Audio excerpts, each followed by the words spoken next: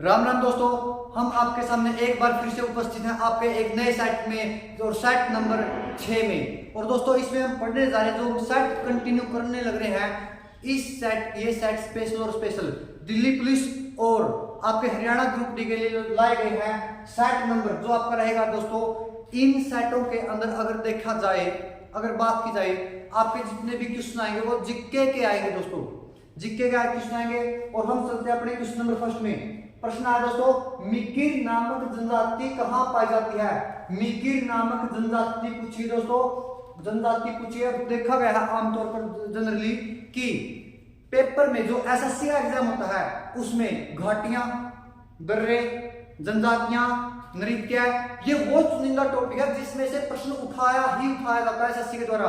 तो मिकिर नामक जो जनजाति है, ये मिकिर नामक जनजाति दोस्तों मेघालय में पाई जाती है। मेघालय के अंदर 3 से 4 प्रमुख बातें दोस्तों। मेघालय की राजधानी शिलोंग, असम राइफल का मुख्यालय, बाकी आर्मी की सभी यूनिट्स का जो हेडक्वार्टर है वो आपकी राजधानी दिल्ली के अंदर है। लेकिन असम राइफल 1835 उसका मुख्यालय मेघालय की राजधानी। दूसरा, असम से अलग होकर बना था दोस्तों। असम से अलग होने के बाद मेघालय राज्य का निर्माण हुआ था, जिसकी राजभाषा अंग्रेजी है। दूसरा, अगर इसकी बात की जाए मेरे भाइयों कि यहाँ पर जो मेघों का घर इसे कहा गया है, सबसे ज्यादा वर्षा यहीं पर मेघालय में, मेघों का घर मेघालय, पूर्व का स्कॉटलैंड मेघालय। दूसरा, गारो खासी जयंतियां, यहाँ गारो खासी जयंतिया की पहाड़ियां ही नहीं बल्कि उन पहाड़ियों में रहने वाले लोगों को, जो गारो की पहाड़ियों में रहते हैं उनको गारो जनजाति, खासी की पहाड़ियों में रहने वाले लोगों को खासी जनजाति, और जयंतिया की पहाड़ियों में रहने वाले लोगों को जयंतिया जनजाति कहा जाता है। तो आप क्या समझोगे? पूर्व का स्कॉटलैंड, मेघों का घर, सबसे ज्यादा बारिश मौसम में 1151 सेंटीमीटर दोस्तों, दुनिया की सबसे सर्वाधिक। दूसरा, असम राइफल का मुख्यालय मेघालय की राजधानी शिलोंग के अंदर। दूसरा, गारो खासी जयंतिया की पहाड़ियां, वह मिकिर नाम जो आपका रहेगा जनजाति वो भी मेघालय के अंदर रहेगा। दोस्तों बढ़ते हैं अपने नेक्स्ट क्वेश्चन की तरफ। अगले क्वेश्चन में दोस्तों क्या पूछा गया है? अगले क्वेश्चन में दोस्तों पूछा गया है कि पूर्व में और मध्य में रेलवे का मुख्यालय कौन सा है, हेडक्वार्टर कौन सा दोस्तों? मुख्यालय पूछा गया है। जोन, जो देश में जोनों की संख्या, रेलवे के जोनों की संख्या 18 है, उनमें से पूछा गया है पूर्वी मध्य का जंक्शन कौन सा है? पूर्वी मध्य का जंक्शन दोस्तों हाजीपुर है। ये रहेगा आपका बिहार के अंदर रहेगा दोस्तों, पूर्वी मध्य का। दोस्तों सिकंदराबाद आपका दक्षिणी मध्य का जो रहेगा आपका रेलवे का मुख्यालय रहेगा, जोन रहेगा, वो रहेगा आपका सिकंदराबाद में। जबलपुर रहेगा दोस्तों पश्चिमी मध्य का आपका जबलपुर, ये एमपी के अंदर रहेगा, मध्य प्रदेश में। और मालेगांव, ये पूर्वी सीमांत रेलवे का हेडक्वार्टर दोस्तों, मोस्ट इंपोर्टेंट, कई बार एग्जाम में पूछा जा चुका है। पूर्वी सीमांत रेलवे का हेडक्वार्टर रहेगा तो दोस्तों उसका मुख्यालय, उसका जो जोन रहेगा, उस जोन का हेडक्वार्टर कहां रहेगा? मालेगांव, आसाम के अंदर रहेगा दोस्तों। ऑप्शन में कई बार इसके पे गुवाहाटी दे देते हैं, तो वो भी ठीक है और ये भी ठीक है, क्योंकि गुवाहाटी ही आसाम का प्रमुख शहर है। हालांकि राजधानी दिसपुर है, लेकिन मालेगांव जो है मेरे भाइयों, इसके अंदर आपका पूर्वी सीमांत रेलवे का जोन का हेडक्वार्टर है। चलते हैं अपने अगले क्वेश्चन की तरफ।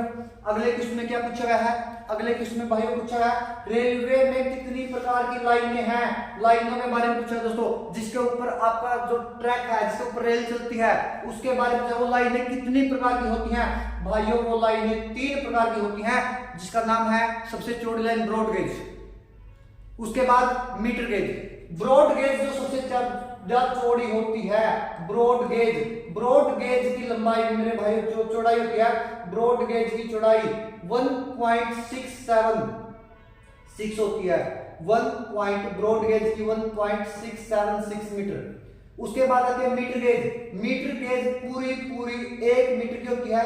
उसके बाद आती है दोस्तों नैरो गेज, और नैरो गेज जो मेरे भाइयों होती है वो 0.610 मीटर होती है मेरे भाइयों। 0.6 मीटर आप उसको बोल सकते हो, या अकेला 0.6 बोल सकते हो, क्योंकि 6 के आगे तो कुछ है ही नहीं, 6 के आगे तो सिर्फ 1 है। ये हालांकि मैथ की बात है, तो इसका आपका राइट आंसर रहेगा 3।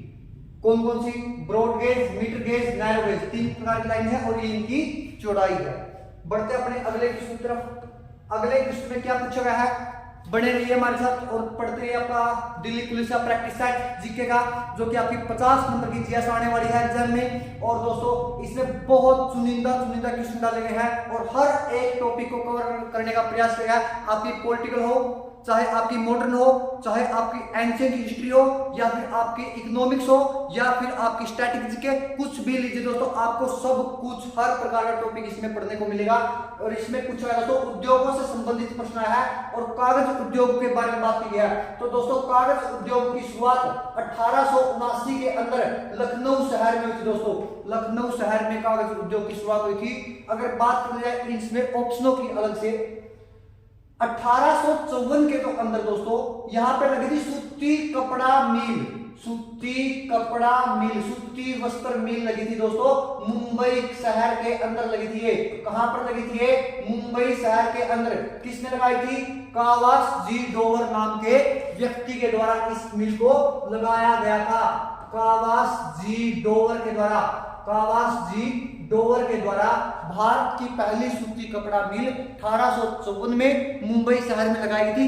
इसीलिए मुंबई शहर को सूती वस्त्रों की राजधानी बोलते हैं। भाई क्या बोलते हैं? सूती वस्त्रों की राजधानी। आगे चलते हैं। 1904 सीमेंट फैक्ट्री लगी थी भाई। उसके बाद 1907 भारत में लोहे का पहला कारखाना, प्रथम कारखाना लगा था। कहां लगा था? झारखंड के अंदर लगा था भाई, झारखंड के अंदर। झारखंड में जगह कौन सी?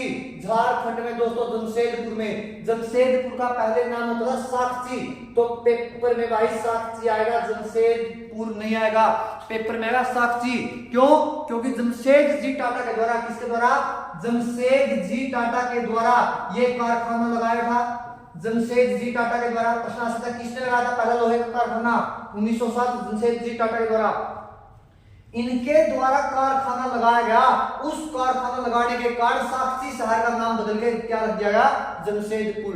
इसीलिए दोस्तों आपको कई बार बताया गया है, जिस शहर के पीछे पूर्व, बाग और गढ़ लगता है, आप इसके ऊपर रखो हाथ और उसका मतलब आगे वाला होता है। आगे वाले ने तो उसको बसाया है, आगे वाले व्यक्ति। जैसे एग्जांपल ले लीजिए आप अहमदाबाद को, अहमदाबाद में बाद के ऊपर हाथ रखो, क्या बचा? अहमदा भी क्या होता है? अहमद नाम का व्यक्ति। आगे पड़ोस में अहमद। उसके बाद दोस्तों फिरोजाबाद, बाद के ऊपर रखो हाथ, क्या बचा? फिरोजा, यानी फिरोज नाम निकल के आया उसमें से, फिरोज शाह तुगलक। एक ऐसी जयपुर पर हाथ रखो भाई। जयपुर में पुर का कोई मतलब नहीं, क्या बचा? जय, तो जय सिंह राजा के द्वारा, स्वाई जय सिंह के द्वारा इसको बसाया गया था। तो जिस शहर के नाम के पीछे भाई पूर्व, बाग और गढ़ लगता है, इनका कोई मतलब नहीं होता, इस पर को हाथ और आगे वाला का मतलब होता है। तो जमशेद जी टाटा, जैसे जमशेदपुर शहर है, जमशेदपुर, उसमें पुर कटा दो, क्या बचा? जमशेद, यानी उस शहर का नाम जमशेदपुर का संबंध जमशेद जी टाटा के साथ में रहा है। क्या संबंध रहा है? उस जमशेदपुर के अंदर जमशेद जी टाटा के द्वारा 1907 में जिस शहर का नाम पुराना साक्ष्य होता था, वहां पर लोहे का पहला कारखाना लगाया गया था भाई। चलो आगे। हालांकि प्रश्न हमारा क्या था? कागज उद्योग का। प्रश्न है कहां शुरू हुआ? लखनऊ शहर में शुरू हुआ। प्रश्न है कब शुरू हुआ? 1879 में शुरू हुआ। आपके लिए पिन कमेंट सेक्शन में आंसर ये रहेगा कि दुनिया में सबसे पहले कागज का आविष्कार किस देश में हुआ था? आप पिन कमेंट सेक्शन में आपका आंसर दे सकते हैं। चलते हैं, बढ़ते अपने अगले क्वेश्चन की तरफ भाइयों। अगले क्वेश्चन में क्या पूछा है? बंगाल से संबंध आया है, बंगाल की बात हुई है। और क्या पूछा है कि गर्मियों में, ठीक है भाई फिलहाल भी गर्मी चल रही है, उसके बाद हवा का जिक्र हुआ है। गर्मियों में जो हवा चलती है उसको बंगाल के अंदर क्या कहते हैं? प्रश्न है दोस्तों। अगर बात की जाए हमारे उत्तर पश्चिमी भारत की बात की जाए, जैसे दोस्तों दिल्ली है, हरियाणा है, पंजाब है, राजस्थान है, यूपी है, इस एरिया की अगर हम बात करें भाइयों, इस एरिया में उत्तर पश्चिमी भारत के अंदर जो गर्मियों में हवा चलती है उसे देसी भाषा में भी लू बोलते हैं। क्या बोलते हैं भाइयों? लू बोलते हैं। और किताबों में भी लू नाम दिया गया है, किताब में भी लू बोला गया। लेकिन बात क्या है, उसमें बात स्पेशल स्थान देके पूछी है कि उसको बताओ बंगाल में क्या कहा गया। दोस्तों बंगाल में उसको काल बैसाख कहा गया है। क्या कहा गया है? काल बैसाख। और इसी गर्मियों में चलने वाली हवा को अमर वर्षा केरल में बोलते हैं। कोई को पूछ सकता भाई केरल में बता, केरल में क्या बोलते हैं? अमर वर्षा। चेरी ब्लॉसम किसे बोलते हैं दोस्तों? चेरी ब्लॉसम इसी गर्मियों में चलने वाली हवा को कर्नाटक के अंदर बोलते हैं। कर्नाटक में चेरी ब्लॉसम, चेरी ब्लॉसम आम को पकड़ने में सहायता करती है। आम की फसल को पकड़ने में सहायता करती है कौन सी हवा? चेरी ब्लॉसम भाइयों। उसके बाद मापट दोस्तों राजस्थान में बोलते हैं, लेकिन गर्मियों में चलने वाली ये हवा नहीं है, इसको बोलते हैं ये है वर्षा। और वर्षा भी कौन सी? शीत ऋतु में होने वाली वर्षा मेरे भाइयों, शीत ऋतु में होने वाली बारिश को राजस्थान के अंदर मापट बोलते हैं। ये बारिश का जिक्र है, लेकिन प्रश्न में हवा पूछी है। हवा कौन सी आपकी बंगाल में? काल बैसाख रहेगा। चलते हैं अपने अगले क्वेश्चन की तरफ। अगले क्वेश्चन में क्या पूछा है दोस्तों? नदियों द्वारा बहाकर लाई गई मिट्टी क्या है? आपको पता है, जैसे कि अगर भारत का नक्शा सामने रख के देखा जाए, ऊपर से हिमालय पर्वत, उसके बाद नीचे मैदान, उसके बाद नीचे भाई अगर बात करें पठारी एरिया, तो इस प्रकार से मिट्टी का भी हम पता लगा सकते हैं। मैदानों में कौन सी मिट्टियां? क्योंकि सभी नदियां पहाड़ों से उतर के मैदानों में आती है भाई। पहाड़ों में पानी वाली मिट्टी को पर्वतीय मिट्टी बोल देते हैं। जो मैदानों में नदियां आती हैं उनके द्वारा बहाकर लाई गई मिट्टी होती है, उसे दोस्तों जलोढ़ बोलते हैं। इसका आंसर राइट आंसर आपका जलोढ़ हो जाएगा। जलोढ़ मिट्टी सबसे ज्यादा उपजाऊ मानी गई है मेरे भाई, सबसे ज्यादा उपजाऊ। इसका आप एक रीजन से और समझ सकते हो इसको एक बात के द्वारा। और वो बात क्या है? वो बात ये है मेरे भाइयों कि जो हमारी ये जलोढ़ मिट्टी होती है, ये जलोढ़ मिट्टी में सबसे ज्यादा क्या होता है? धान होता है, गेहूं होती है। और ये सबसे ज्यादा धान और गेहूं कहां पर होता है? आप गंगा नदी को पिन पॉइंट कर लीजिए, यमुना नदी वाला एरिया पिन पॉइंट कर लीजिए। हालांकि राजस्थान को छोड़ दीजिए, आप राजस्थान को छोड़, क्योंकि राजस्थान में रेतीली मिट्टी भाई, रेतीली मिट्टी। राजस्थान में रेगिस्तान, रेगिस्तान में रेता मिला भाई, प्योर रेता, उसके कारण उसको बोलते हैं भाई रेतीली मिट्टी। राजस्थान में रेतीली। काली मिट्टी का जो निर्माण होता है मेरे भाइयों, उसका निर्माण होता है बेसाल्ट चट्टानों के टूटने से। बेसाल्ट चट्टानों के टूटने से, चट्टानों के टूटने से किसका निर्माण होता है? किसका निर्माण भाई? काली मिट्टी का।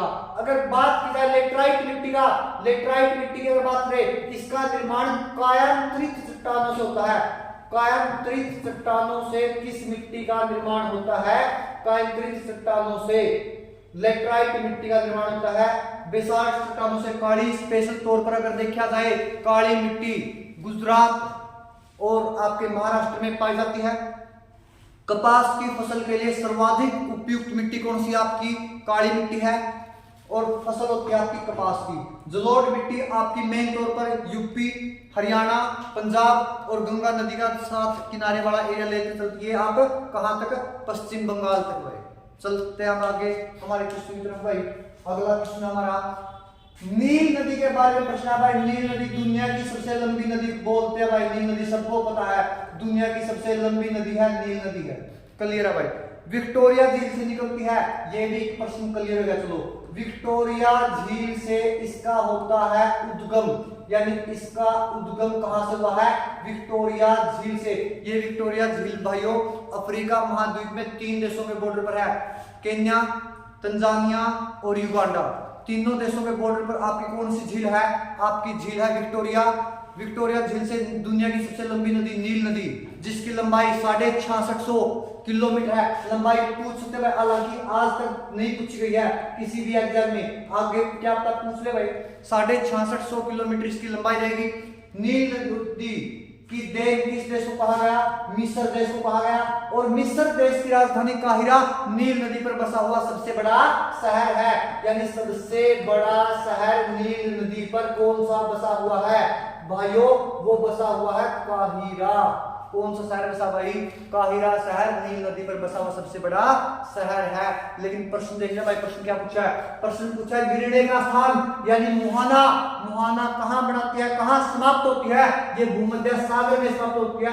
आपको एक पिन कमेंट सेक्शन में आंसर करके बताना भाइयों, भूमध्य सागर को किसका अवशेष माना गया है? भूमध्य सागर को किसका अवशेष माना गया है? आपके लिए बहुत जबरदस्त क्वेश्चन भाइयों, भूमध्य सागर को किसका अवशेष माना गया है। चलते हैं भाइयों आगे की तरफ, अपने अगले क्वेश्चन को टारगेट करते हैं। अपना जो अगला क्वेश्चन है उसमें पूछा है अफ्रीका से क्वेश्चन आया भाई। अफ्रीका महाद्वीप, वहां पे पूछा है जो बांटू और काफिर तथा नेटाल 3 प्रकार की जनजातियां हैं। कौन कौन सी? बांटू, काफिर व नेटाल। आप याद रख सकते हैं बांटू, काफिर व नेटाल नाम की जो जनजातियां हैं वो कहां पाए जाते हैं? अफ्रीका में पाए जाते हैं। लेकिन वहां पर यहाँ के जो एरिया के जुलू जनजाति है, यहाँ पर जुलू प्रजाति है, उनके द्वारा घास के जो मैदान बनते हैं, घास के जो आवास बनते हैं, उन्हें क्या बोलते हैं? उन्हें दोस्तों क्राल बोलते हैं। क्या बोलते हैं? क्राल। यानी अफ्रीका के बांटू है काफिर इन जनजातियों के द्वारा क्राल नाम की घास। टीपी रोंकीज पर्वत भाई, रोंकीज पर्वत उत्तरी अमेरिका में पाया जाता है। उत्तरी अमेरिका का पर्वत है रोंकीज पर्वत, जहां पर रहने वाली जनजातियों के द्वारा बनाया गया घर टीपी कहलाता है। रोंकीज यानी आपका ये हो जाएगा अमेरिका।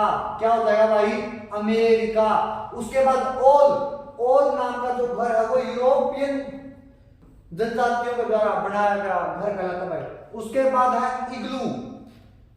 ये दोस्तों टुंड्रा प्रदेशों व एस्किमो जनजाति। कौन सी जनजाति भाई? एस्किमो जनजाति, जो कि कहां पर पाई जाती है? एस्किमो जनजाति भाइयों कनाडा के अंदर पाई जाती है। कनाडा के अंदर आपके एस्किमो जनजाति मिलेगी। उनके द्वारा बनाया जाने वाला घर का नाम इग्लू है। ओल घर किसके द्वारा बनाया गया? यूरोपियन जनजातियों द्वारा। उसके बाद अगर पूछा टीपी रोंकीज पर्वत द्वारा, रोंकीज पर्वत पर टीपी वहां पर रहने वाली जनजाति के द्वारा। अगर बात जाए अफ्रीका की जनजाति, जो जुलू जनजाति है, वहां की जुलू प्रजाति है, उसके द्वारा बनाया जाने वाला घर कौन सा है? क्राल है। क्या है भाई? क्राल है। चारों में से ऑप्शन जो दिए गए भाई ये घर है। इनमें से पहले एक क्वेश्चन कई बार पूछा गया है, एग्जाम में आया है, तो आप इनको अच्छे से कवर कर लीजिएगा भाई एक बार पेपर में बैठने से पहले। आगे प्रश्न पूछा भाई दुनिया में सबसे ज्यादा चक्रवात कहां पर आते हैं? भाई चक्रवात हो, सुनामी हो, तूफान हो, भूकंप हो, सारा वाला देश जापान लगाओ। इनका आंसर है जापान। भूकंप, बाढ़, सुनामी, चक्रवात, कुछ भी पूछे भाई, कुछ भी पूछे, सबसे ज्यादा बाढ़ कहां, सबसे ज्यादा सुनामी कहां, सबसे ज्यादा भूकंप कहां, सबसे ज्यादा चक्रवात कहां, सबसे ज्यादा सुनामी, कुछ भी पूछ रहे हो प्राकृतिक आपदाओं का देश, वह सूर्योदय का देश भी जापान है भाई। सूर्योदय का देश भी कौन सा है? जापान रहेगा। आपका राइट आंसर सूर्योदय देश भी कौन सा रहेगा? जापान रहेगा मेरे भाइयों। कौन सा रहेगा? जापान रहेगा। प्यासी भूमि का देश ऑस्ट्रेलिया भाई। पैगोडा का देश इंडोनेशिया भाई। पैगोडा का देश इंडोनेशिया। तटों का देश डेनमार्क। उसके बाद सभी भी आज पूछ लिया भाई क्या है? बाढ़ आए और क्या पूछे? भूकंप पूछे और क्या पूछे? सुनामी पूछे। इन सभी का देश क्या है भाई? जापान है। इंडोनेशिया को बोलते हैं, ऑस्ट्रेलिया को बोलते हैं प्यासी भूमि का देश। प्यासी भूमि का देश, प्यासी भूमि का देश कौन सा? ऑस्ट्रेलिया। इंडोनेशिया क्या है? इंडोनेशिया भाई पैगोडा का देश। पैगोडा का देश, पैगोडा का देश कौन सा कहलाता है दोस्तों? पैगोडा का देश कहलाता है इंडोनेशिया। पैगोडा का देश भाई, पैगोडा का देश। चलते हैं दोस्तों, बढ़ते हैं हमारे आगे की तरफ। तटों का देश किसे कहा गया है? तटों का देश दोस्तों डेनमार्क को। पवनों का देश नीदरलैंड को। चलते हैं भाई अपने अगले क्वेश्चन की तरफ। अगला क्वेश्चन हमारा सेमांग नामक जनजाति के बारे में बात करेंगे दोस्तों। सेमांग नामक जनजाति आपकी मलेशिया के अंदर पाई जाती है। कहां पाई जाती है? कहां पर पाई? मलेशिया में। न्यूजीलैंड में मसाई। मोस्ट इंपोर्टेंट है भाई, मसाई नामक जनजाति कहां पाई जाती है? न्यूजीलैंड में। एबोर्जिन्स नामक जनजाति कहां पाई जाती है? ऑस्ट्रेलिया में पाई जाती है भाइयों। एबोर्जिन्स नामक जनजाति ऑस्ट्रेलिया में पाई जाती है। उसके बाद न्यूजीलैंड में मसाई, उसके बाद मलेशिया में सेमांग। जो आपका राइट आंसर रहेगा वो क्या हो जाएगा? सेमांग हो जाएगा भाइयों। क्या हो जाएगा? सेमांग नामक जनजाति मलेशिया में पाई जाती है। आगे बढ़ते हैं। मेंटल और कोर। दोस्तों ये जो दोनों चीजें हैं, मेंटल और कोर है भाई।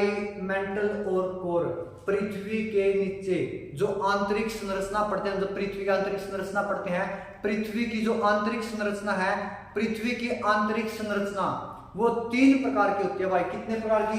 3 प्रकार की होती है। इस 3 प्रकार की संरचना में ये इसको बोलते हैं दोस्तों, क्या बोलते हैं? इसको बोलते हैं भाई भूपर पट्टी। क्या बोलते हैं इसको? भूपर पट्टी। बीच वाली को बोल देते हैं भाई मेंटल, और इसको बोल देते हैं भाई कोर या क्रोड।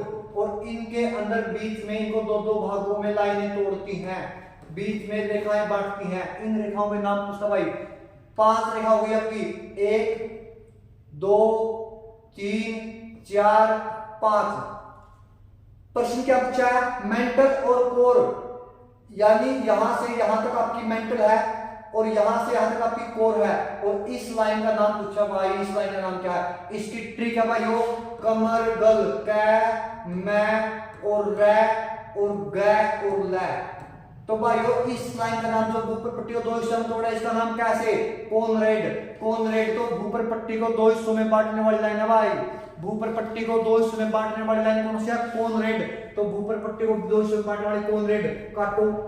उसके बाद भूपर पट्टी और मेंटल के बीच में ये लाइन, इसका नाम बना मैं से मोहविसिक, काटो भाई इसको भी, ये भी नहीं। उसके बाद मेंटल को 2 हिस्सों में तोड़ने वाली, इसका नाम है रेपेक्टी। क्या नाम है? रैसे रेपेक्टी। रेपेक्टी को भी काटो भाई। उसके बाद है मेंटल और कोर के बीच में गैसे गुटेनबर्ग। तो ये हो गया हमारा राइट आंसर हो गया। ट्रिक क्या है? कमरगल। क्या ट्रिक बने भाई? कमरगल। कुछ नहीं करना, सिर्फ तीनों भागों को याद रखना है और तीनों भागों को बीच बीच में से काट लियो, और जितनी भी लाइनें बनेगी भाई उसमें लिखे पहली कै मैं रै गै लै। कुछ नहीं करना भाई, सारे के सारे नाम स्टार्ट हो जाएंगे, कोई भी अक्षर रिपीट नहीं होता। अपनी इस ट्रिक पर सारे नाम क्लियर हो जाएंगे। बस एक चीज रखो, ऊपर भूपर पट्टी, बीच में मेंटल और नीचे कोर या क्रोड आपकी रहेगी।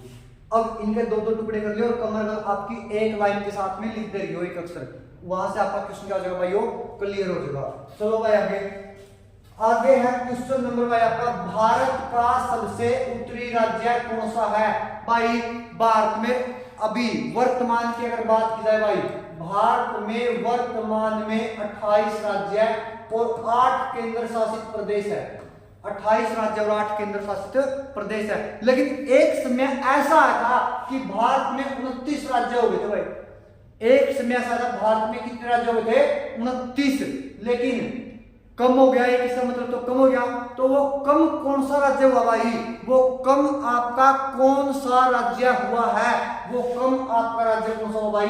वो जम्मू कश्मीर कम हुआ है। तो जम्मू कश्मीर से राज्य का दर्जा छीना गया। राज्य का दर्जा कब छीना गया?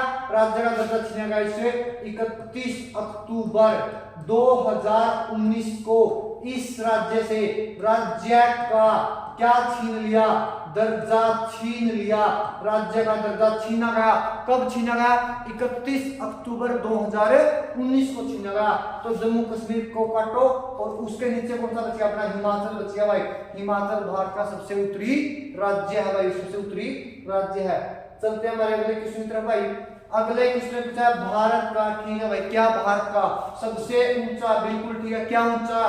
बांध, टिहरी बांध है, बिल्कुल राइट है। भारत का सबसे ऊंचा टिहरी बांध है। लेकिन प्रश्न क्या आगे क्या प्रश्न? नदी पूछा भाई, किस नदी पर है? नदी रहेगी आपकी भागीरथी। आपकी भागीरथी रहेगी। और ये जो बांध है भाइयों, ये उत्तराखंड में है। कहां पर है ये? उत्तराखंड के अंदर है ये।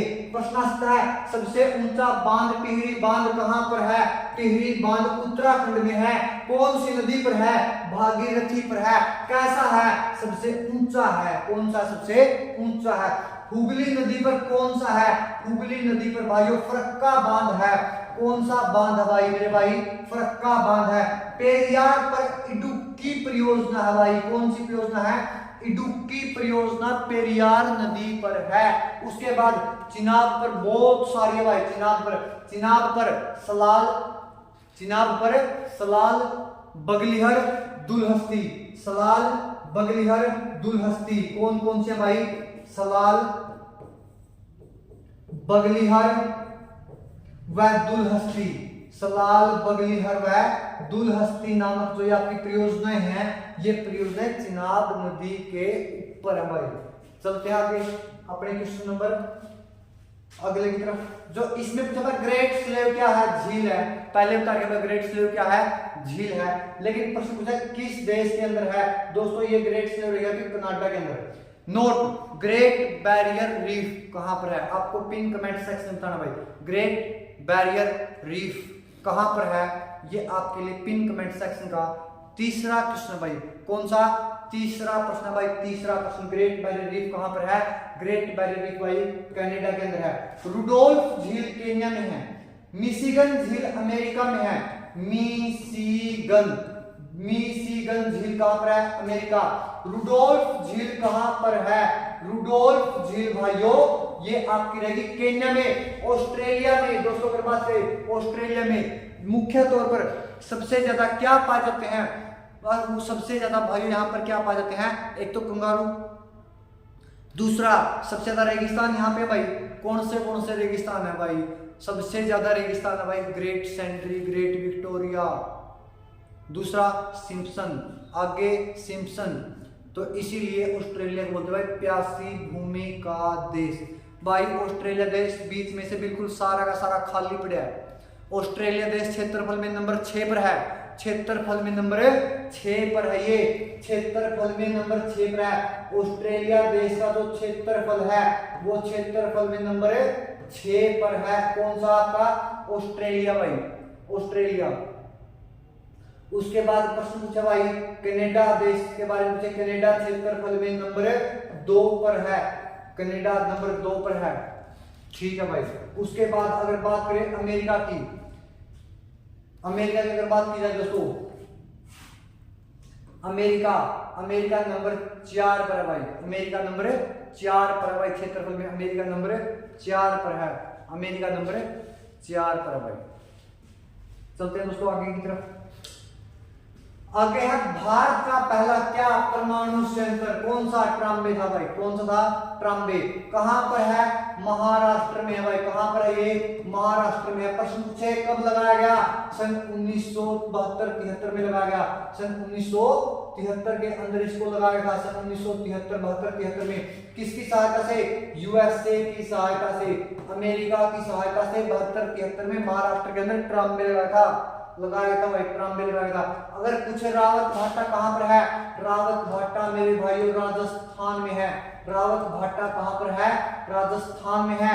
नरोरा कहां पर है, नरोरा मेरे दोस्तों बुलंदशहर के अंदर है, कहां पर है, बुलंदशहर में। कलपक्कम कहां पर है, कलपक्कम व कुडकुलम कहां पर है, ये तमिलनाडु के अंदर रहेगा भाई, कहां पर रहेगा, तमिलनाडु के अंदर रहेगा। बढ़ चलते दोस्तों हमारे क्वेश्चन नंबर अगले की तरफ। अगले क्वेश्चन में पूछा गया शक संवत, ये है देश का राष्ट्रीय कैलेंडर भाई, देश का राष्ट्रीय कैलेंडर कौन सा है, शक संवत है। किसके द्वारा जारी करवाया गया, राजा कनिष्क के द्वारा जारी करवाया गया भाई, किसको, शक संवत को। कब, 78 ईस्वी में। दूसरा प्रश्न इसमें क्या पूछा, नव वर्ष नया साल का इस कैलेंडर के अंदर किस दिन शुरू होता है, दोस्तों 22 मार्च को शुरू होता है। नया साल पूछा भाई, नया साल अपना ग्रेगोरियन कैलेंडर है, इस ग्रेगोरियन कैलेंडर में नव वर्ष की शुरुआत होती है भाई अपनी 1 जनवरी से, 31 दिसंबर को समाप्त हो जाता है। अगर पूछा जाए कि किस दिन नव वर्ष का प्रारंभ शक संवत कैलेंडर के अंदर होता है, जो कि देश का राष्ट्रीय कैलेंडर है, 78 ईस्वी में राजा कनिष्क के द्वारा इसको चलाया गया।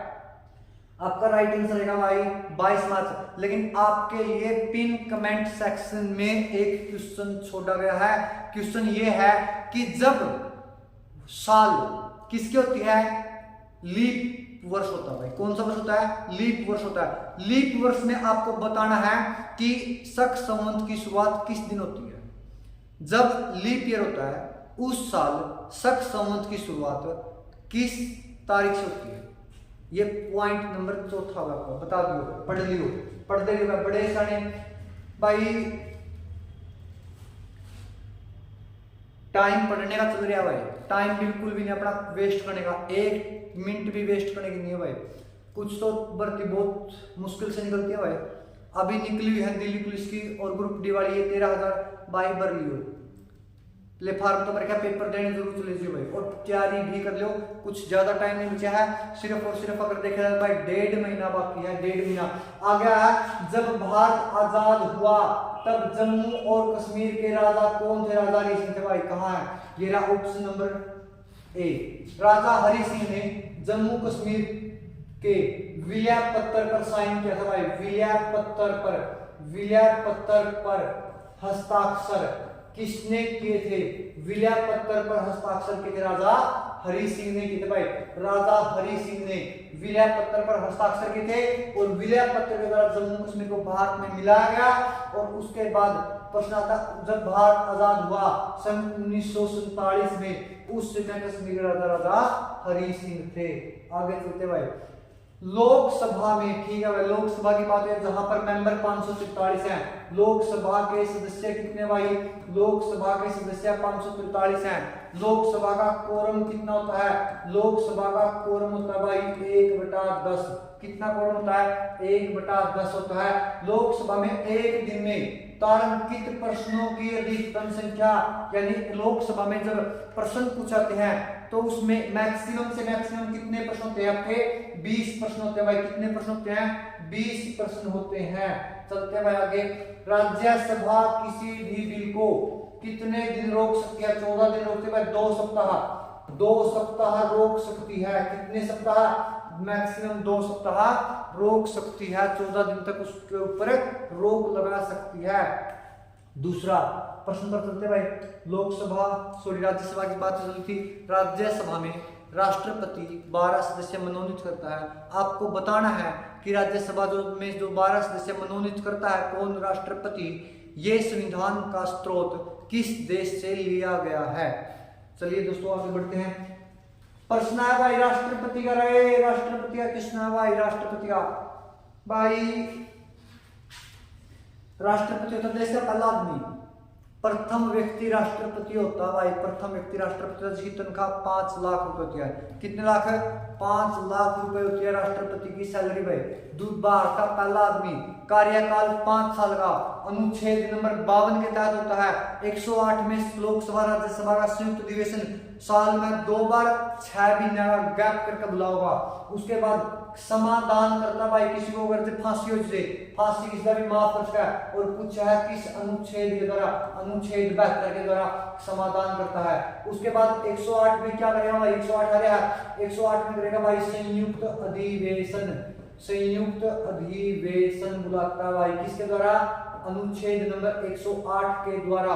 उसके बाद लोकसभा को भंग करता है भाई, लोकसभा को क्या कर देता भाई? ये भंग कर देता है। अनुच्छेद 61 के द्वारा इसके ऊपर महाभियोग चला सकते हैं। प्रश्न, राष्ट्रपति को कैसे हटाएंगे? राष्ट्रपति को हटा सकते हैं कैसे? महाभियोग के द्वारा, अनुच्छेद नंबर 61 के द्वारा, समाधान 72 के द्वारा, लोकसभा को भंग 85 के द्वारा। किसकी सलाह पर? प्रधानमंत्री की सलाह पर, प्रधानमंत्री की सलाह पर ये क्या कर देता भाई? भंग कर सकता है। किसको? लोकसभा को। अनुच्छेद नंबर 85 के द्वारा, और 72 में समाधान, और 108 में संयुक्त अधिवेशन। उसके बाद बात करते हैं भाइयों, भारत में वर्तमान में, ठीक है भाई, भारत में वर्तमान में कितने समुदायों को अल्पसंख्यक का दर्जा प्राप्त है? 6 भाई, 6 भाई, 6 अल्पसंख्यक का दर्जा प्राप्त भारत के अंदर कितने समुदाय हैं? ये प्रश्न पूछा भाई। जिनको कोटा मिल रहा है भाई, जिन धर्म वाले को कोटा मिल रहा है, जो बोलते हैं हमें अल्पसंख्यक बोल के सताया जा रहा है, हमें अल्पसंख्यक बोल के सताया जा रहा है, वो विशेष अधिकार जो लेके बैठे हैं, अल्पसंख्यक का दर्जा लेके बैठे हैं। 2-4 भाई सुनते होंगे भाई, बुरा ना मानियो, सीधी सी बात यह है कि इन्होंने, इस कम्युनिटी ने, जिसके ऊपर ये बात बोलने लग रहा हूं भाई फिलहाल, इस कम्युनिटी ने भाई ये बता दो भाई देश के लिए किया क्या है। मैं खुद बताता हूं भाई देश के लिए क्या किया है। प्रथम मुस्लिम थे अशफाक उल्लाह खान, क्या जानो भाई पहला उसका क्या रोल था? क्या रोल था भाई उसका? उसके बाद जो अपने थे डॉक्टर APJ अब्दुल कलाम, उसका रोल बता दे भाई कि उसका रोल क्या था। अगर आपको अपनी कम्युनिटी के बारे में भी ज्ञान नहीं है, ये बड़ी शांति प्रिय कम्युनिटी है, जहां भी दंगा होगा, फसाद होगा, बड़ी बचका लिखड़ेगी भाई, सबने बेला है। कुछ नहीं फायदा लकोएगा, कुछ नहीं फायदा झूठ बोलेगा, दर्रे मारेगा ना। सीधा सीधी बात भाई, सच्ची कहना, सुखता रहना, मुंह पे भी कहना, और गले गला कोई टेंशन नहीं अपन है।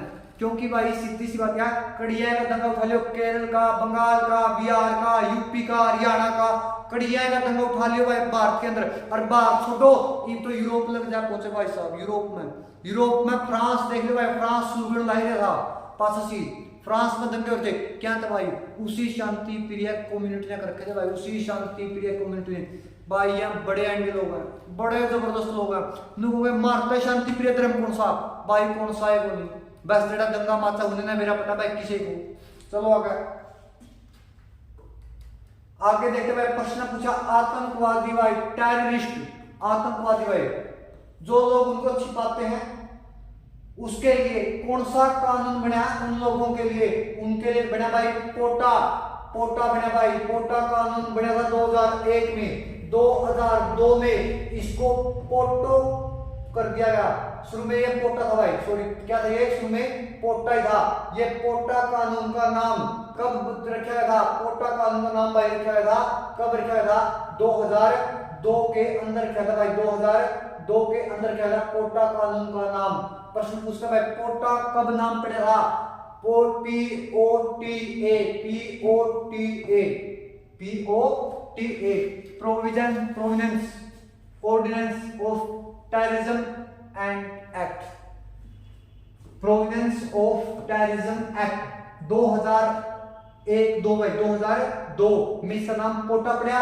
पहले नाम क्या था, पहले नाम इसका पोटो था भाई, पहले क्या नाम इसका पोटो था। 2004 में इसको किया गया भाई, समाप्त किया गया, इसको क्या किया गया, समाप्त। प्रश्न पूछा जा सकता है। और ये टाडा का एक रूप है भाई, टाडा TADA, टाडा का ही एक रूप है, क्या है, पोटा का नाम कब पड़ा, 2002 में। पहले क्या था, पोटो था, समाप्त कब हुआ, 2004 में, और लगा कब था, 2001 में लिखा था, 2 में नाम पोटा पड़ा, पहले नाम पोटो था। चलते हैं भाई आगे। अगला क्वेश्चन भाई हमारा, क्षेत्रीय परिषद, आपको संख्या बतानी है भाई, क्षेत्रीय परिषद की जमा बिल्कुल बेसिक प्रश्न भाई। पूरे देश को कितनी क्षेत्रीय परिषदों में बांटा गया है, ये आपको संख्या बतानी है। क्षेत्रीय परिषदों की संख्या क्या है, ये आपके लिए क्वेश्चन मेरे भाइयों कि भारत में क्षेत्रीय परिषद कितनी है। चलते हैं आगे। प्रश्न क्या पूछा है, इनका गठन कौन करता है, गठन करता भाई राष्ट्रपति, गठन करता भाई इसका राष्ट्रपति अनुसार आपका ऑप्शन नंबर सी इसका राइट आंसर रहेगा भाई, ऑप्शन नंबर सी, राष्ट्रपति करता भाई क्षेत्रीय परिषदों का गठन। तो आपको उनकी संख्या बतानी भाई कितनी संख्या है। चलते हैं भाई अगले क्वेश्चन पर। अगला क्वेश्चन भाई, आसाम, मेघालय, त्रिपुरा, मिजोरम 4 राज्य दे दिए भाई, 4 राज्य दे दिए, आसाम, मेघालय, त्रिपुरा और मिजोरम। इनका जिक्र पूछा भाई, क्या में जिक्र पूछा है, ठीक है भाई, जिक्र प्रावधान है, क्या में प्रावधान है, इन क्षेत्रों का जिक्र किसके अंदर है भाई, अनुसूची पूछी, अनुसूची नंबर 6 में हमारा प्रावधान। 4 में किसका है, 4 में राज्यसभा का भाई, 4 में राज्यसभा का है।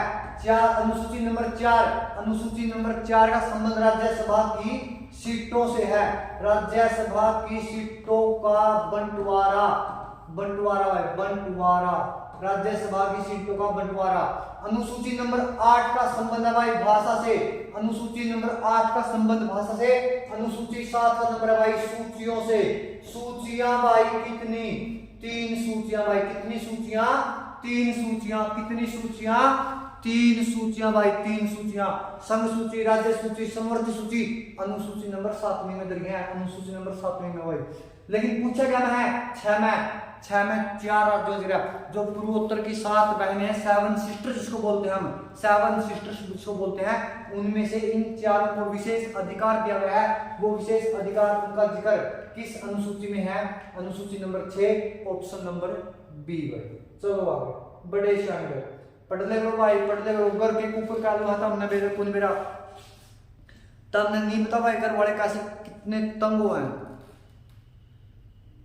बस मैं फिर एक बात कहूंगा भाई, मैं ज्यादा लेक्चर दूंगा इस चीज के ऊपर, तंग को भाई भाषण देवे है, एक आधा नु भी आधा भाई कि मैं बीच में ऐसे बोल लिया भाई के आंसू के बोलूं, जब राशन बोलने लगा वीडियो 2 घंटे की हो जाएगी, 2 घंटे तक तो बैठा को नहीं, सीधी सी बात है, 2 घंटे तक तो बैठा को नहीं, तेरी औकात को नहीं भाई 2 घंटे तक बैठने की, वो भी जीके के ऊपर, जीके पढ़ जाने भाई पसीना आ रहा है, सीधी सी बात यह है, जीके नहीं पढ़ सकता भाई, जीके कितना पढ़ेगा, जीके उड़ाई के बाद था एक प्रश्न के 4 कहूं मैंने, जब जागा लगा कुछ ना कुछ बेड़ा पार होगा, एक वीडियो में कम से कम भी 200 प्रश्न करके निकलेगा, 150 से 200 प्रश्न करके निकलेगा, तब जागा बेड़ा पार होगा कुछ ना कुछ, क्योंकि इसी अगर 25 वीडियो देख गया, 25 दूनी 50, 5000 क्वेश्चन ले जाएगा भाई, 5000 क्वेश्चन याद हो जाएंगे सिर्फ 25 वीडियो में अपनी में, कितनी मिनट की, 1 घंटा की, यानी 25 घंटे 25 वीडियो और आपका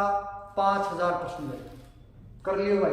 लेकिन जो मेन बात उसका मुद्दा तो ना भटका है, बात कौन सी है, बात भाई अपनी या करते शुरू करी थी कि और टाइम बता जिस टाइम मेरे क्या फीस मांगेगा, वो टाइम बताओ, कौन सा मुंह बनाकर मांगेगा फीस, अरे कौन सा मुंह बनाकर मांगेगा फीस, घर क्या पाएगा ये बता दे बस, किस प्रकार का मुंह बनाएगा, कौन सी दशा है बात, और घर वाली फीस के क्या दिया रहे हैं, तो भाई थोड़ा पढ़ ले भाई, और जिस बालक ने भाई माँ बाप की फीस की फिक्र होगी वो बालक पढ़ लेगा, जिसने पता होगा पैसे कैसे दे रहे हैं माँ बाप, कहाँ से लाना है, कैसे पैसे आए भाई, थोड़ा ध्यान रखो, पढ़ लो भाई।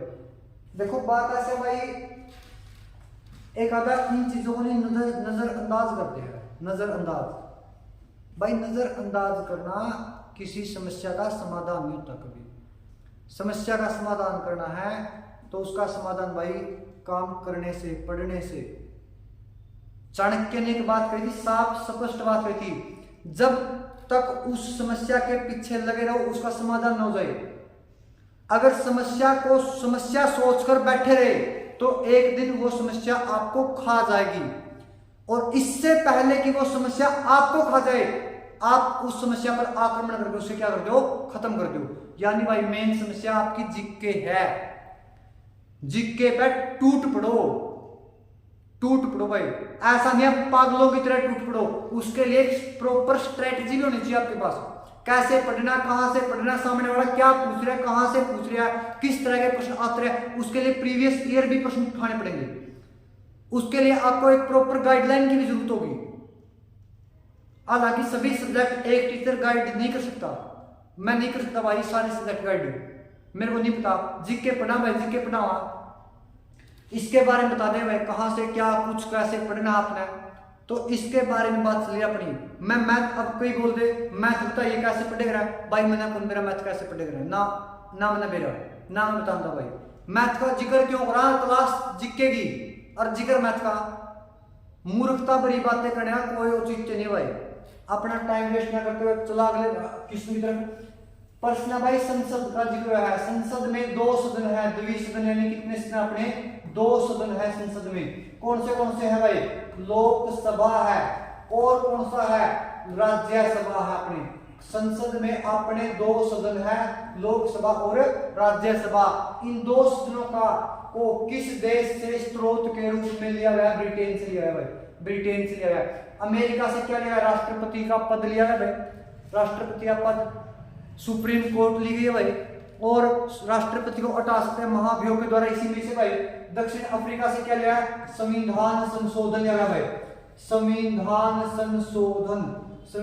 संशोधन कहां से लिया गया भाई, आपका दक्षिण अफ्रीका से। आयरलैंड से क्या लिया गया भाई, नीति निर्देशक सिद्धांत लिए गए भाई, नीति निर्देशक सिद्धांत कहां से लिए गए हैं, नीति निर्देशक सिद्धांत लिए गए आयरलैंड से। चलते हैं अपने अगले क्वेश्चन की तरफ। अगले क्वेश्चन में क्या पूछा है, संविधान सभा का जिक्र हुआ है, कौन सी रियासत शामिल नहीं होती संविधान सभा में, हैदराबाद शामिल होते भाई, हैदराबाद शामिल है भाई, कुछ को नहीं भाई, 4 रियासतों का जिक्र करेगा, 4 रियासतों का, सिर्फ और सिर्फ 4 रियासतों का जिक्र होगा। प्रश्न होगा, जब मतदान हुआ, जब निर्वाचन हुआ, भारत की किस रियासत ने पाकिस्तान के पक्ष में वोट दिया था, उसका नाम था सिलहट। क्या नाम था उसका, सिलहट रियासत ने पाकिस्तान के पक्ष में मत दिया, के पक्ष में मत दिया था, मतदान किया था भाई सिलहट में, मतदान किया था, पाकिस्तान के पक्ष में मतदान किया था। सिलहट कहां पर है? सिलहट भाई असम के अंदर है। सिलहट कहां पर है भाई? ये असम के अंदर है भाई, सिलहट की असम में।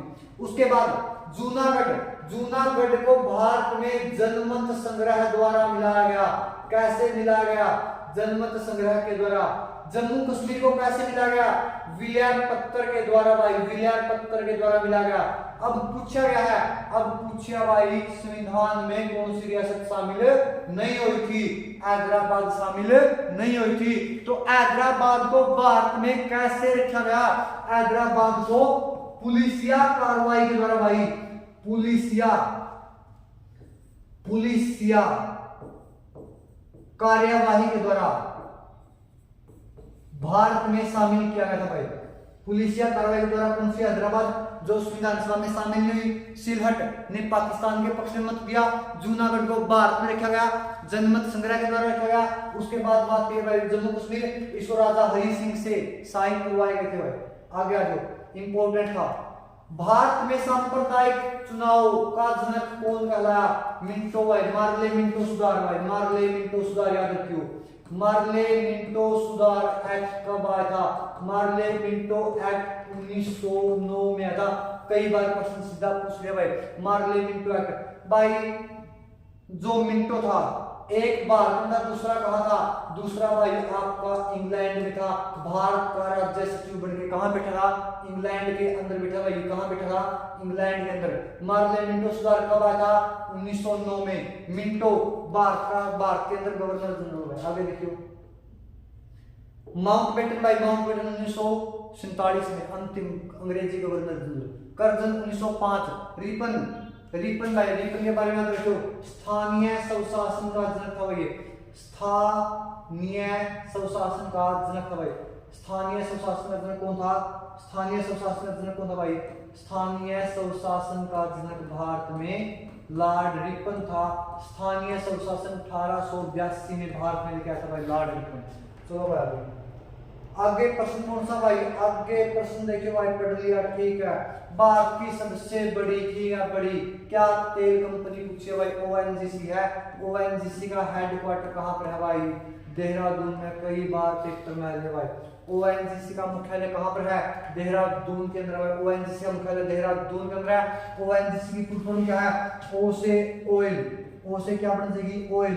क्यों भाई? तेल पूछा है तो ओ का मतलब ऑयल मतलब तेल है। एन से क्या? नेचुरल। जी से क्या? गैस भाई, नेचुरल गैस। और सी से कॉरपोरेशन। क्या भाई? कॉरपोरेशन।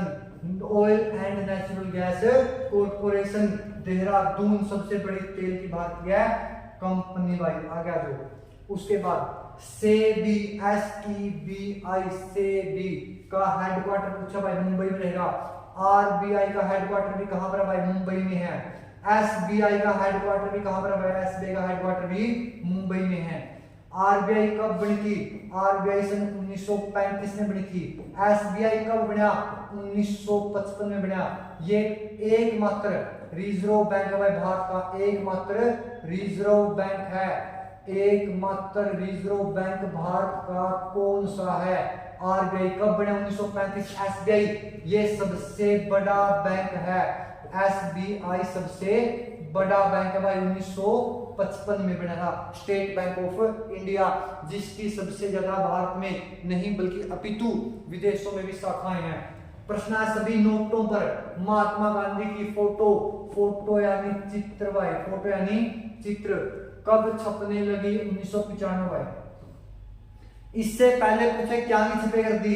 इससे पहले 1995 से पहले अशोक स्तंभ के शेरों की छपी कर दी। अशोक स्तंभ के शेरों की छपती थी भाई, अशोक स्तंभ के शेरों की छपती थी। इससे पहले अशोक स्तंभ के शेरों की थी। 95 में महात्मा गांधी की भाई। उसके बाद आगे चलते हैं अपने नेक्स्ट क्वेश्चन तरफ। इंग्लिश चैनल टाइगर पार करने वाली प्रथम महिला आरती साहा। अगर प्रथम पुरुष पूछे भाई, प्रथम पुरुष पूछे, प्रथम पुरुष कौन? English channel. क्या भाई? इंग्लिश चैनल तैर कर पार करने वाला प्रथम पुरुष कौन था? प्रथम पुरुष कौन था भाई? जिसका नाम ये अगर देखा जाए भाई, एक तो ये इंग्लिश चैनल भाई, एक सात सागर भाई, एक इंग्लिश चैनल की महिला भाई, और एक ये भानु अथैया, मदर टेरेसा, संतोष यादव भाई। उसके बाद क्या, उसके बाद अगर देखा जाए हमारी वो क्या नाम उसका, प्रथम महिला राज्यपाल, और उसके बाद प्रथम महिला सीएम भाई। ये इतनी ज्यादा पूछ रखी है। प्रथम सुप्रीम कोर्ट की महिला मीरा साहिब फातिमा भी इतनी बार पूछ रखी है। कल्पना चावला, ये गिनी चुनी 15-20 महिलाएं हैं, और इन 15-20 महिलाओं का न कौन सा पेपर नहीं छोड़ रखा भाई। इनने एक एग्जाम भी नहीं छोड़ रखा जिस एग्जाम में इनका नाम न पूछा गया हो। मदर टेरेसा, इसको नोबेल पुरस्कार मिला था भाई। संतोष यादव, ये लगातार 2 बार माउंट एवरेस्ट, दुनिया की सबसे ऊंची चोटी पर चढ़ने वाली महिला भाई। दूसरा भानु अथैया भाई, ये 7 सागर तैर कर पार करने वाली भाई, जिसने 7 सागर तैर कर पार की भाई, 7 सागर तैर कर पार की भाई वो। दूसरा आरती साहा अपन पटेली भाई, आरती साहा अपन पटेली भाई, बिल्कुल ये वो महिला है भाइयों, इनका इतनी बार जिक्र किया न जाने कितनी बार भाई। तो ध्यान रखियो, प्रथम महिला का टॉपिक अपन बिल्कुल भी छोड़ना नहीं है। क्यों छोड़ा भाई, सीधी सी बात है, क्यों छोड़ा है, छोड़ना है क्यों भाई, बहुत इंपॉर्टेंट टॉपिक है जो आज बार पूछे जाओ है। आगे पूछा ना इजराइल, इजराइल की संसद का नाम क्या है, नेसेट है भाई। याद रखियो, इजराइल ने अपने सारे के सारे दुश्मनों को सेट कर रखा है, और इजराइल की जो खुफिया एजेंसी है, इजराइल की जो खुफिया एजेंसी है, इसका नाम है मोसाद। क्या नाम भाई, मोसाद। इजराइल की खुफिया एजेंसी मोसाद। इजराइल आजाद कब हुआ था, सन 1948 में। कब आजाद हुआ था, सन 1948 में। कांग्रेस किसकी है, यूएसए, अमेरिका के भाई। उसके बाद नेशनल असेंबली किसकी है, फ्रांस और पाकिस्तान की है भाई। उसके बाद पार्लियामेंट किसकी है, ये भारत की है भाई, और इंग्लैंड की भी है भाई, और ऑस्ट्रेलिया की भी है भाई, और श्रीलंका की भी है भाई। इन देशों की है भाई, अगर पूछा तो भारत और कनाडा की भी है भाई। तो इन देशों की संसद का नाम भाई पार्लियामेंट। पूछा गया है इजराइल, इजराइल के भाई नेसेट। चलते हैं बढ़ते अपने अगले क्वेश्चन की तरफ।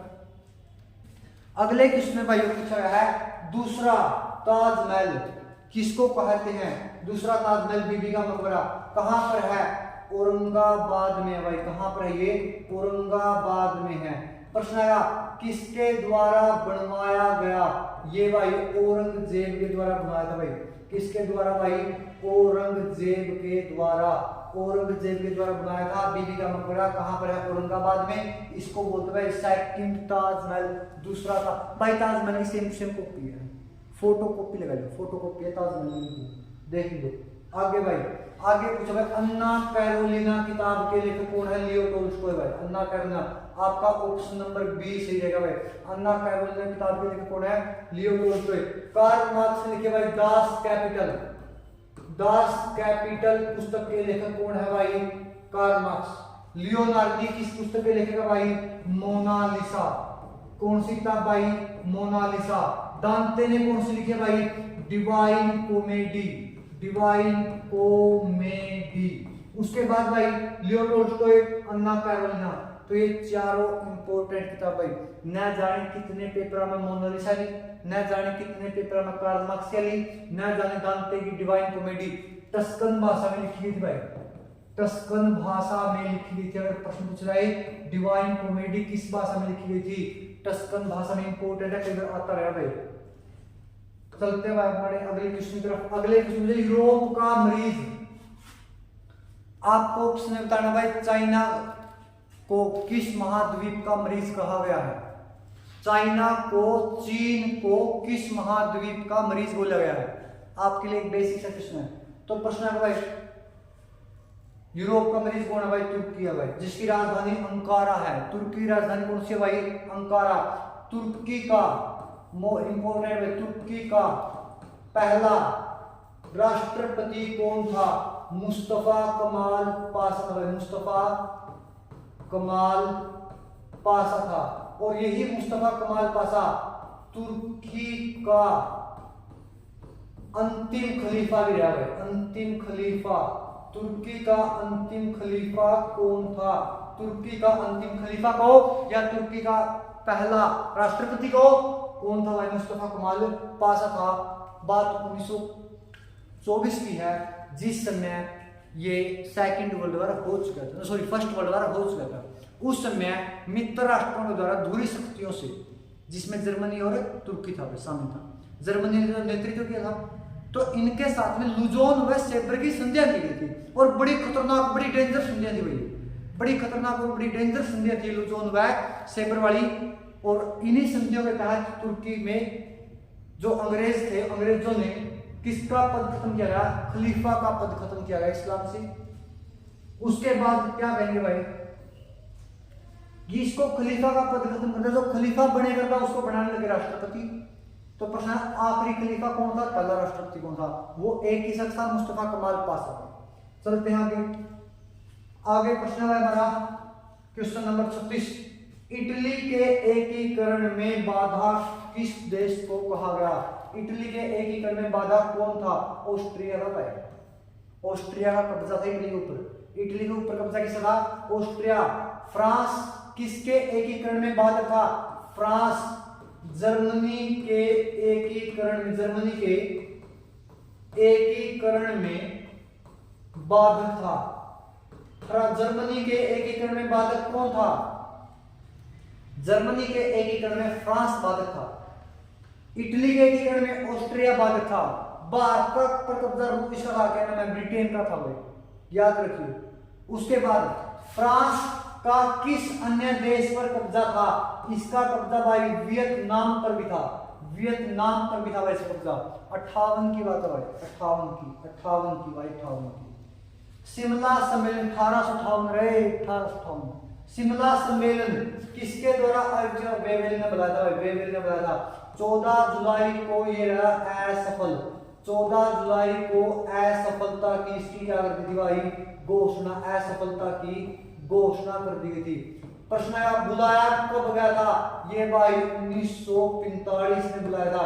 14 जुलाई 1945 को असफलता की घोषणा बुलाया किसने? वेवेल ने। शिमला सम्मेलन जो था भाई, शिमला सम्मेलन जो था, इस शिमला सम्मेलन का प्रश्न आएगा, शिमला सम्मेलन का अध्यक्ष कौन था भाई?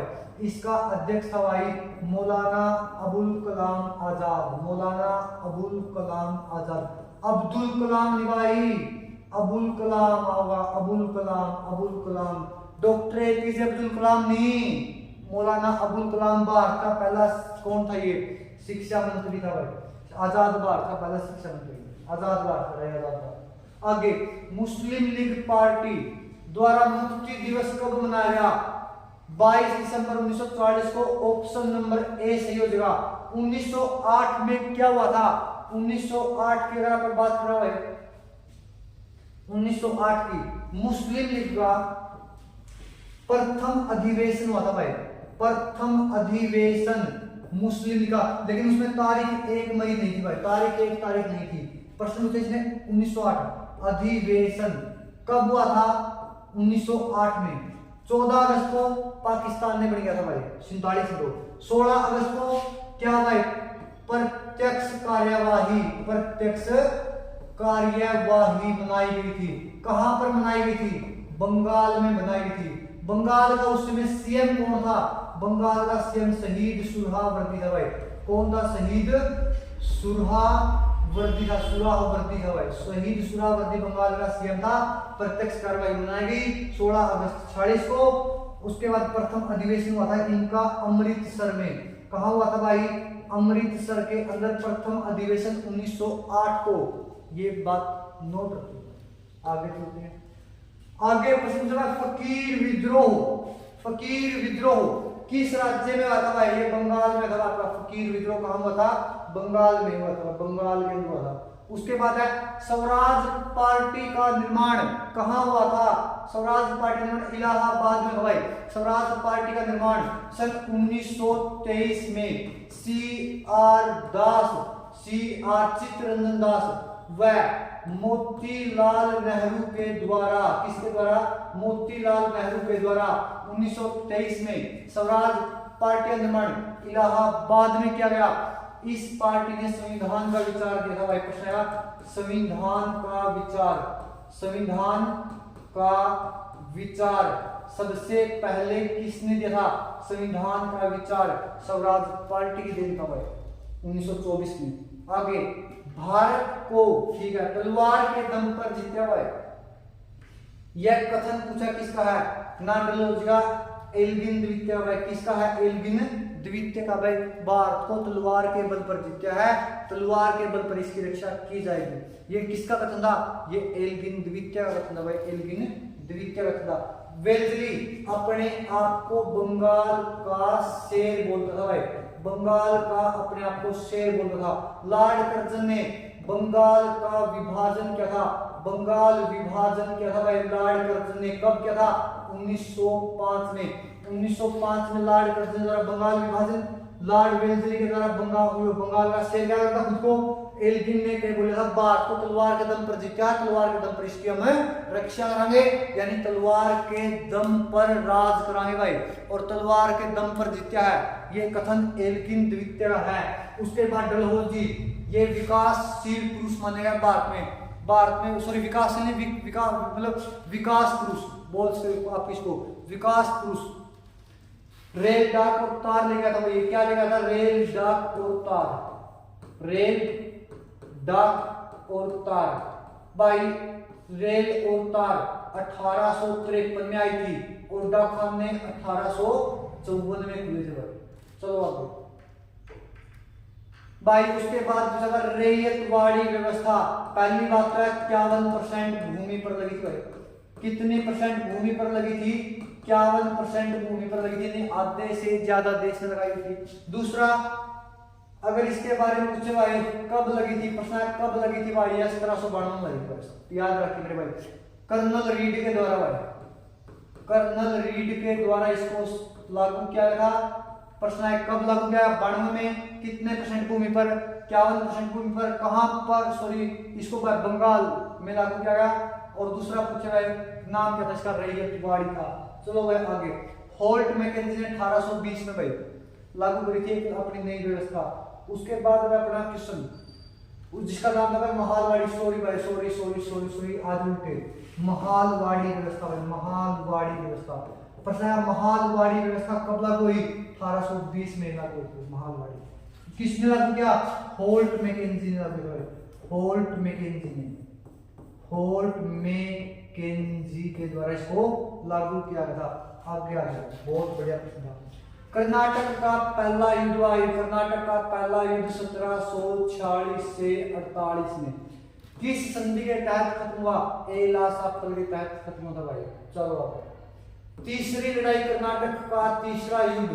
कर्नाटक का तीसरा युद्ध समाप्त हुआ था पेरिस संधि के तहत भाई। पांडिचेरी की संधि के तहत भाई सेकंड युद्ध समाप्त हुआ भाई। दूसरा युद्ध समाप्त हुआ था।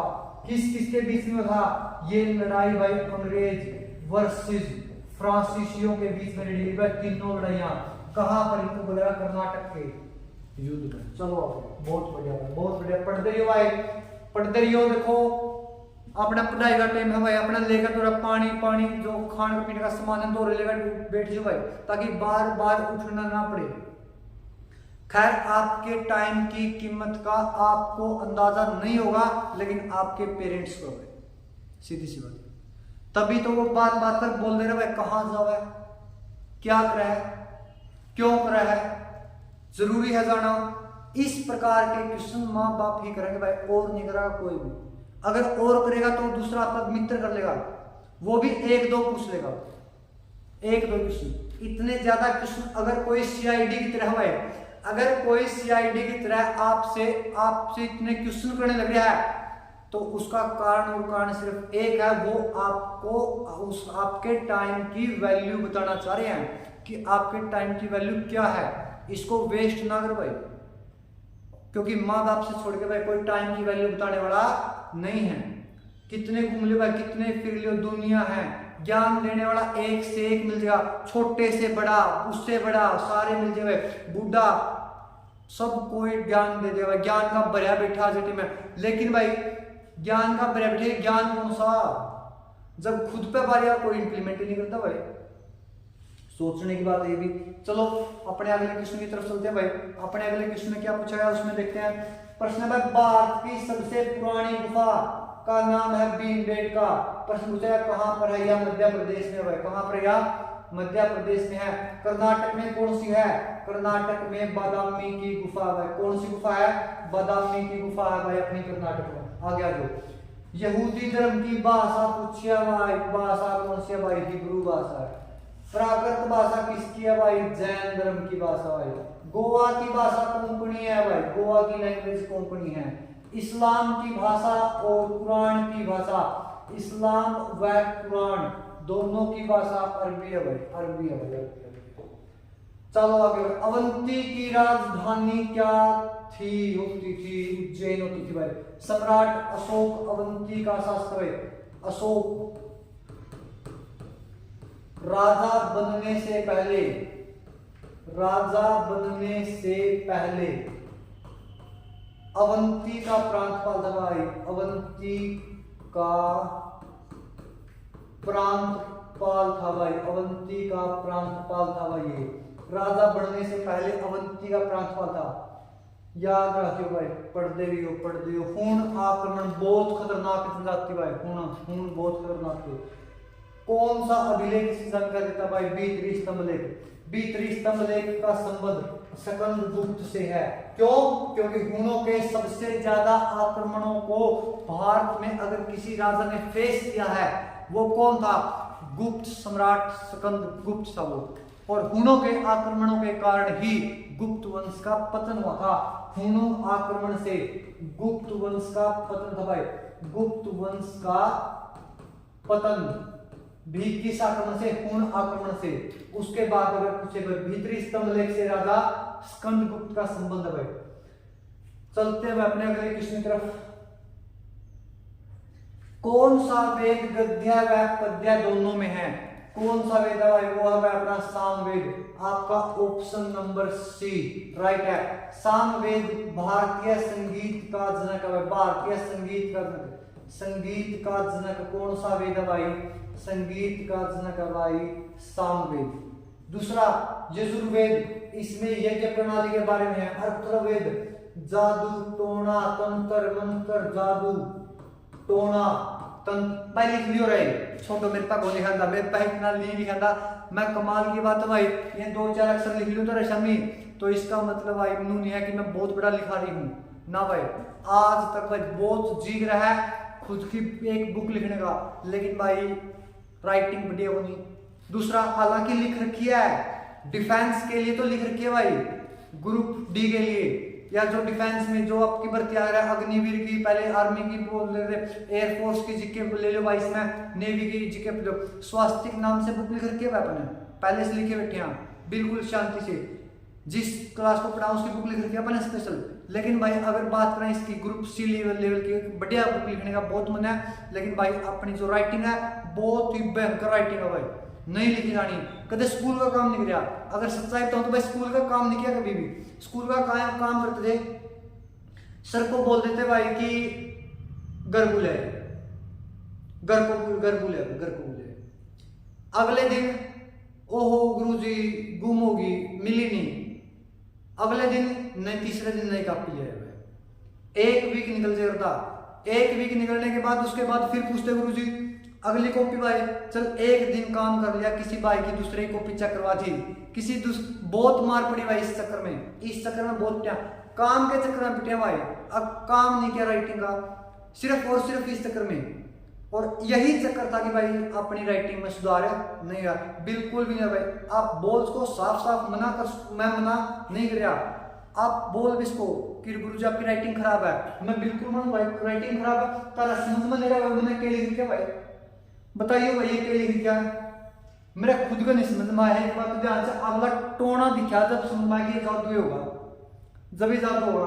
तो भाई इसको ध्यान दियो, इसके ऊपर ध्यान देने की थोड़ी सी क्या नाम है, मेरे को जरूरत है, आवश्यकता है मेरे को अपनी राइटिंग सुधार करने की। लेकिन मैं बहुत कोशिश करूँ, सुधार है नहीं हो गया तो भाई माइंड ना करियो अगर एक दो क्वेश्चन नहीं लिखा। तो ऋग्वेद को बोला गया इस भारत का पहला वेद, सबसे पुराना वेद। एक एक अक्षर जचा जचा कर लिखने का प्रयास करूं भाई, एक एक अक्षर जचा जचा कर, क्यों कम लिखना पड़ा है, शॉर्ट लिखने का प्रयास करूं भाई, शॉर्ट, छोटा से छोटा, कि पुराना वेद है, पहला वेद है, संगीत का जनक है भाई, जादू टोना यज्ञ का वर्णन भाई, वर्णन तो लिखे नहीं, संगीत का वर्णन, पुराना वेद, यज्ञों का वर्णन, जादू टोना का वर्णन, वर्णन लिखे नहीं क्या। चलो आगे। तो भाई इसी के साथ हमारा ये सेशन होता आपके साथ समाप्त होता है। और इस सेशन में आपको कैसा लगा इस सेशन को पढ़ के, और इस सेशन में अगर देखा जाए दोस्तों हमने कवर के सभी जीके क्वेश्चनों को कवर करने का प्रयास किया। दोस्तों बात ऐसे है, आपको अपने टाइम की वैल्यू समझनी चाहिए, सीधी सी बात है। आप कहोगे आज पूरा लेक्चर टाइम के ऊपर, भाई टाइम के ऊपर स्पेशल बोले आज, अगर बार बार बोल रहे हैं इसका भी कोई ना कोई रीजन है, ऐसा नहीं है भाई फ्री में, क्योंकि टाइम की जो इंसान टाइम की कदर नहीं करता भाई, टाइम फिर भविष्य में उसकी कदर नहीं करता। थोड़ा सा नोट रखियो भाई, तुमने जो पढ़ा है उसको रिवाइज करियो, ध्यान से पढ़ियो, एक एक क्वेश्चन के बारे में कई प्रश्न बताए गए, 4 5 6 बताए कई के बारे में, लेकिन वरना अगर देखा जाए मोस्टली 4 बजे बताए हैं 4 को, कम से कम 150 से ज्यादा क्वेश्चन 200 के करीब मोस्टली आप लेके जाओगे भाई इस प्रैक्टिस सेट से, इस सेशन से। और दोस्तों आपको ये सेशन कैसा लगा अपने पिन कमेंट सेक्शन में बताना मत भूलिएगा, और आपसे 3 से 4 क्वेश्चन पूछे गए थे उनके भी आंसर दीजिएगा, और हमें अच्छा लगता है आपका कमेंट करना, लाइक करना और शेयर करना। दोस्तों इससे हमारा हौसला ही नहीं बल्कि हमारे अंदर एक अजीब सी ताकत हम फील करते हैं, ताकि हम एक नए सेशन को लेकर के आपके सामने फिर दोबारा उपस्थित हों। तो दोस्तों इसी के साथ में हम आपसे लेते हैं आज्ञा, परमिशन लेते हुए जाने की। राम राम, जय भारत, जय मां भारती। चलो।